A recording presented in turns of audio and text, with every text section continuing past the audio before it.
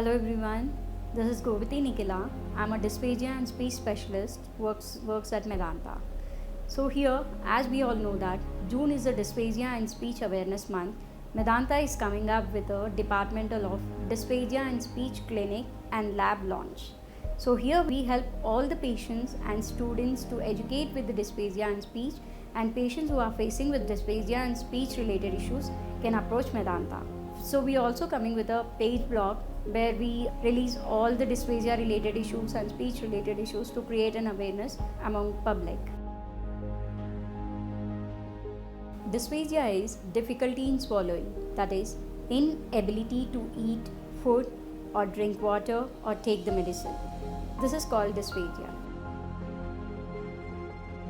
There are certain signs like whenever we are eating, food getting stuck in throat, or inability to chew, or drooling, chest burn, frequent vomiting or coughing or choking, respiratory distress while eating. If you find any of the signs while eating, those are the trigger or red flags of dysphagia.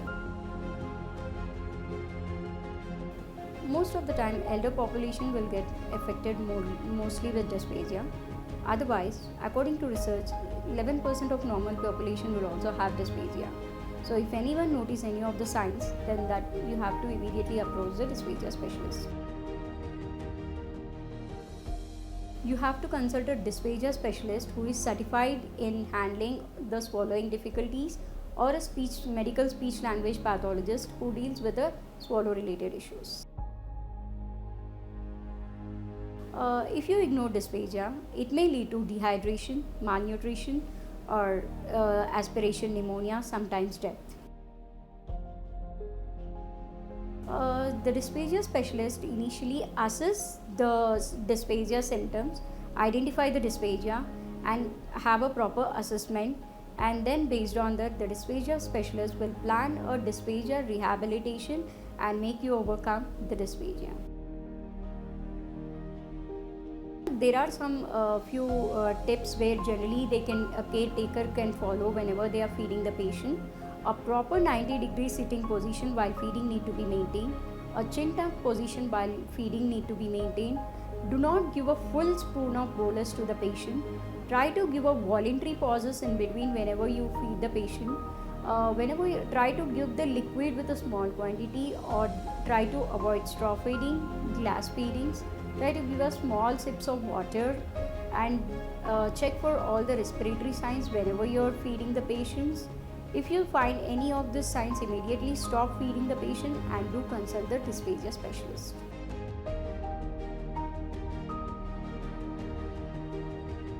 So as we are working in an acute case setup, here we have a clinical bedside swallow evaluation, and if in case we suspect any silent aspiration or delayed aspiration, we go for an objective evaluation immediately.